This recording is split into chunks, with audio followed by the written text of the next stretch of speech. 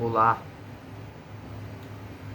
boa noite, bom dia, boa tarde, dependendo do horário que vocês estiverem, enfim, vendo esse vídeo. É o primeiro vídeo que eu faço aqui em português e é um vídeo que eu queria fazer há um tempo, pois é algo que eu quero falar já tem algum tempo, que me tocou bastante esse ponto que eu quero trazer hoje, queria compartilhar. E é o livro de Jó.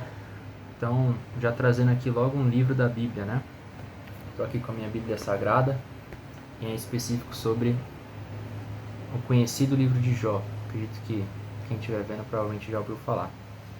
E em específico aqui, cara, esse é um livro que tem tanta coisa profunda que dá para tirar.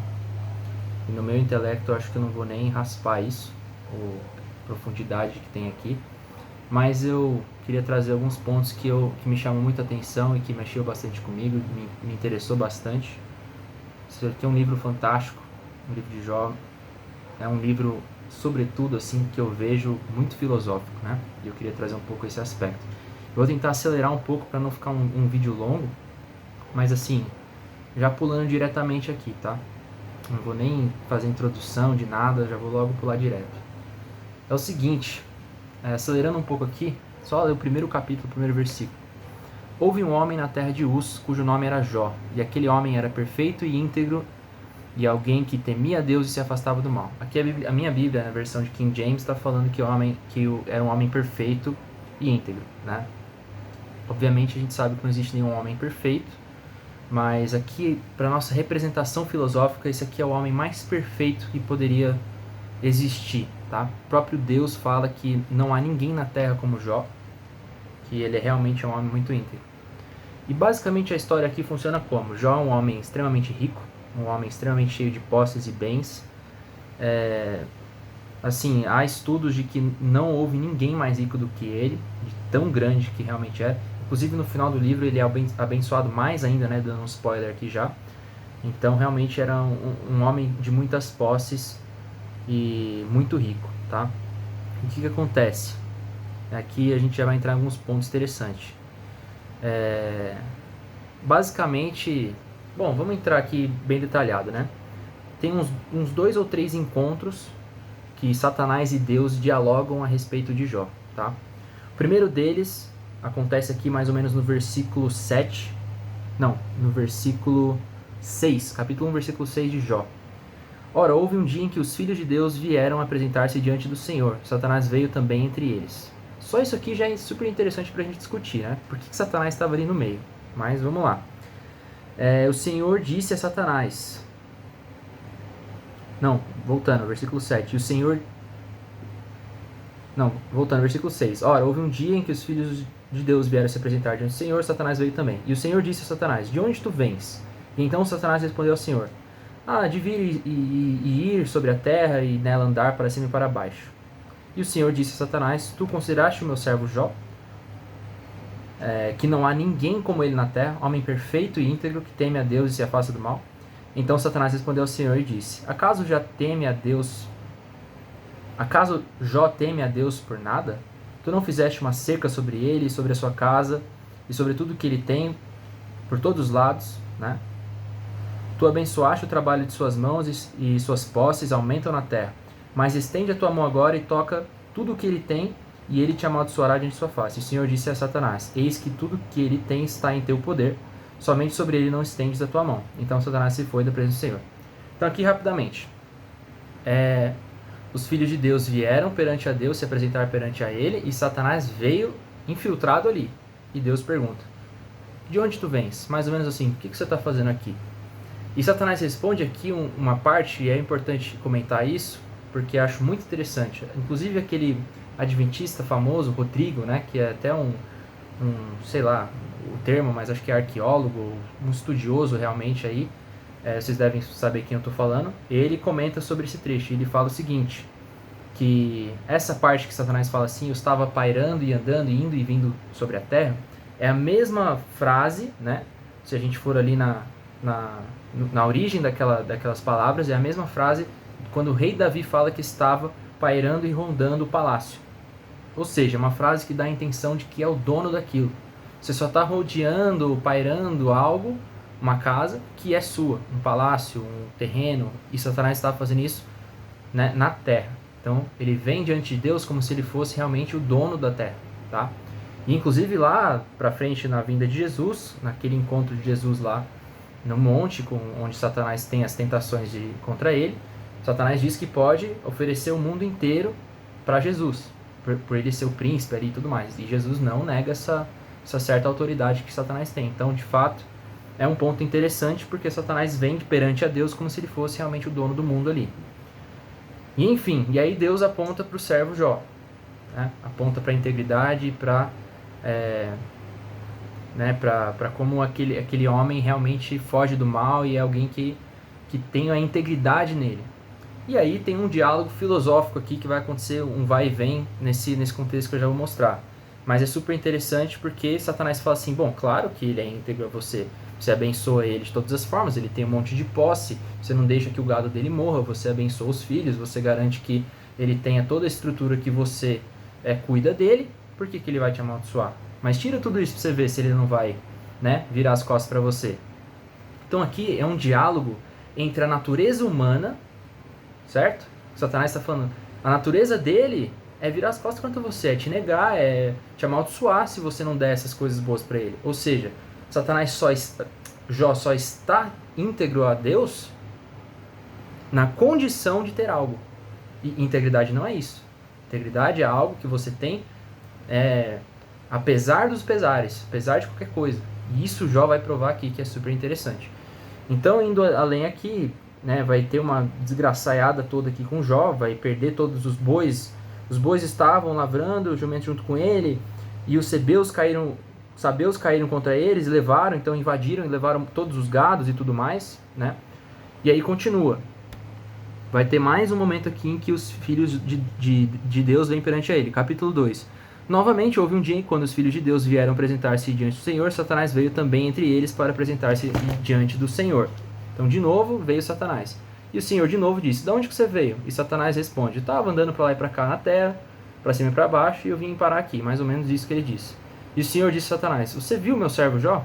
Que não há ninguém como ele na terra, homem perfeito e justo, que teme a Deus e se afasta do mal, e que ainda se apega à sua integridade, apesar de que me incitaste contra ele, para destruí-lo sem causa. Então aqui Deus afirma que não havia causa alguma para aquilo, porque Jó realmente era um homem íntegro. Mas mesmo assim, esse incitaste é por conta dos problemas que houve. Deus liberou, de fato, Satanás a tentar ele. Isso é um ponto importante. Deus não causou maldade a Jó. Deus não julgou ele exatamente, mas permitiu que Satanás fosse lá e atormentaste, né? Beleza. Continuando aqui, Satanás fala de novo. Ah, mas não sei o que aqui... E Satanás respondeu, pele por pele sim, tudo que um homem tem, ele dará por sua vida. Porém, estende tua mão agora e toca-lhe os ossos e a carne, e ele te amaldiçoará diante de tua face. Então Satanás falou, bom, você tirou os bens e as posses, beleza, mas e o corpo dele? O corpo dele está intacto, então ele está agradecendo porque ele ainda tem saúde, né? Então, mas tira a saúde dele para você ver se ele não vai te xingar, te amaldiçoar, certo? Mais ou menos aqui o diálogo. Vamos seguindo para a gente tentar manter esse raciocínio filosófico. Eu estou falando rápido para não ficar um vídeo longo. E beleza, Deus vai lá e permite de novo. Então vai lá, pode amaldiçoar ele na sua saúde, mas não tira a vida dele. Então Deus pôs limites ali para Satanás. Satanás foi lá, lançou úlceras sobre toda a pele de Jó, desde a cabeça até os pés, um monte de feridas que são bolhas, né? Enfim, coisas ali horríveis que ele tinha, que coça, irrita, não sei. Eu sinceramente aqui num ponto de saúde eu não vou saber dizer exatamente o que era, só sei que eram feridas horríveis expostas em sua pele. Chega um ponto que a esposa de Jó chega a ele e fala, meu, você perdeu os filhos dele morreram, o gado foi, todas as posses dele pegou fogo, queimou, quebrou, perdeu tudo, até o corpo dele estava cheio de ferida. A esposa dele chega a ele e fala, Jó, você está nesse ponto com um caco de vidro aí raspando as suas feridas, amaldiçoa o seu Deus e morre, porque realmente, se tem um Deus, não faz sentido, né? Provavelmente ela perdeu a fé ali de que não tem Deus nenhum, e você está aí ainda íntegro a essa pessoa que obviamente virou as costas contra você. Mais ou menos um raciocínio aqui que eu estou tentando impor, né? E aí Jó fala que ela agiu como uma mulher muito tola, né? Nem fala que ela foi uma mulher tola, mas fala que ela está agindo como uma mulher tola e fala que ele vai manter a integridade porque Deus foi bom com ele nas bênçãos, e a gente não vai manter a integridade quando tiver coisas ruins, mais ou menos algo assim que ele fala. Então aqui ele prova de novo o ponto íntegro, que ele não tem ele não serve a Deus na condição dos bens, ou na condição de ter saúde. Serve a Deus porque Deus é Deus, e ele acredita nele e acabou. Então quando isso é tirado, ele é colocado à prova. Sinceramente, quem de nós aqui pode dizer que passando por tudo que Jó passou ia manter essa integridade? Por mim eu falo, não sei. Sinceramente, o que Jó passou aqui qualquer um ia falar, meu Deus, será que eu estou acreditando em Deus e realmente ele existe? Como é que eu estou passando por tudo isso? Mas Jó mantém a integridade. E aqui mais pra frente eu vou fazer um ponto. Se Deus e Satanás fizer uma aposta sobre você e você vier um monte de maldição, você vai manter sua integridade? Não sei, enfim, vamos seguindo. Beleza. Aí começa os pontos filosóficos aqui. Eu quero que esse vídeo fique 15 minutos, vamos ver se eu consigo. Começa a entrar os pontos filosóficos. Quando os amigos de Jó descobrem que ele está passando por tudo isso, eles vão fazer uma visita. E eles ficam realmente um longo período com Jó. Realmente eram amigos verdadeiros. E quando eles vêm, eles começam a trazer muitos questionamentos em cima de Jó, falando que ele está nessa situação porque, muito com certeza, né, ou com certeza, ele causou algum mal a Deus, contra Deus. Ele fez algum pecado. Naquela época era muito isso, né? Você tem alguma doença, é porque você, obviamente, blasfemou, você fez alguma coisa contra Deus, né?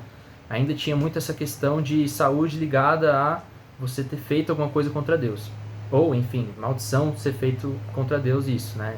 E eles vieram nesse tom. Então, para eles era uma coisa muito óbvia. Se você está nessa situação, obviamente você causou algo contra Deus. Você pecou, você amaldiçoou, blasfemou, pecou contra sua esposa, você está fazendo isso porque você merece algo que você causou.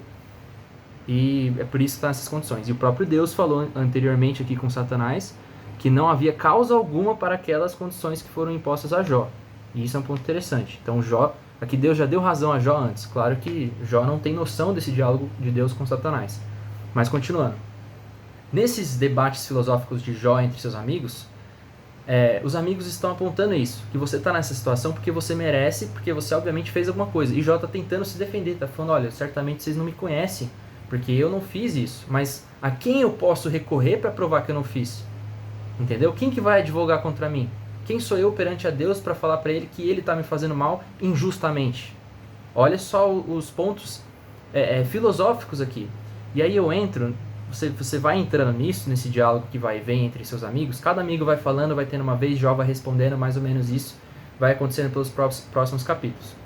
E chega uma hora que o próprio Jó fala assim, a quem eu vou recorrer, né? Quem vai ser meu advogado? Algo nesse sentido, né? Que simplificando, quem que vai ser meu advogado? E não tem. E aqui que entra uma filosofia muito, muito, muito interessante. Que é basicamente assim. Vamos lá, Jó é representatividade altíssima do ser humano perfeito. Do ser humano em sua melhor forma perante a Deus. Íntegro, o próprio Deus fala dele. Ser humano íntegro, perfeito, foge do mal, justo, certo? Mas ele por ele não conseguiria ser salvo. Não conseguiria se apresentar diante de Deus. Ele por ele, mesmo sendo essa pessoa íntegra que o próprio Deus afirma, ele não conseguiria salvação, precisaria de alguém para ser advogado dele. Então aqui, o livro de Jó é uma aclamação para Jesus. E é uma representatividade que o ser humano sozinho não vai conseguir. E é bonito, por quê? Porque você olha para Jó e fala assim, cara, nem se eu fosse Jó, eu conseguiria me salvar. Então eu que sou fraco e pecaminoso e totalmente caído, eu consigo olhar agora para Jesus e ter esperança de que eu não preciso almejar ser uma pessoa perfeita. Não, eu tenho que tentar seguir os passos de Jesus, mas ele já morreu na cruz por mim. Ele já foi o perfeito. Ele veio e cumpriu o que teoricamente Jó não poderia por sua natureza própria. Jesus sim, Jesus conseguiu viver 100% homem, 100% Deus, 100% perfeito e morrer por nós injustiça, né, de forma injusta, certo? E aqui tem uma comparação, que Jó também de forma injusta sofreu por tudo isso. Mas filosoficamente, se você pensa, quem que poderia advogar que foi de forma injusta, de fato? Porque ele só tinha como se apresentar perante a Deus. E ele fala, Quem sou eu perante a Deus para me apresentar e dizer que tudo que está acontecendo é injusto? Se eu sou pó e Deus é grandioso, ele começa a ter esses argumentos, esses questionamentos.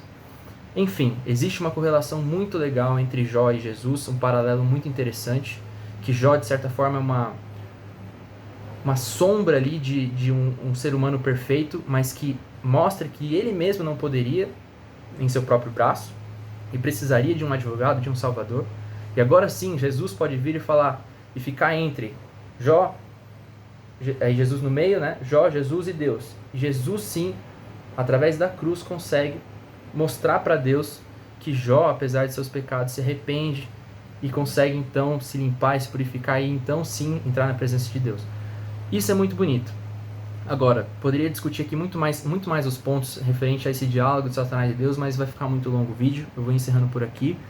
Só tem esse ponto muito interessante. Seja lá o que você esteja passando, seja lá qual for a dificuldade, né? Lembra de Jó, tudo que ele passou e mesmo assim ele não amaldiçoa a Deus. E aí no final tem um ponto legal que Deus vai lá e abençoa 2, 3, 4 vezes mais tudo que Jó tinha. Ele tem mais filhos, ele tem uma família gigante, ele vive, inclusive estende a vida dele mais centenas de anos ali, que ele vive uma vida boa, digamos assim, né, para concluir a história. Então Deus, ele é justo. Agora, por que foi permitido tudo isso contra Jó? Realmente fica questionamento, mas que é super interessante, pelo menos para mim é. E assim eu encerro o vídeo. Eu espero que tenha conseguido cumprir meus pontos aqui para ser logicamente compreensível, mas vocês vão ter que ler o livro de Jó inteiro para conseguir capturar o que eu quero dizer, porque se eu for destrinchar aqui os pontos, esse vídeo fica muito longo. Um abraço a todos e boa noite.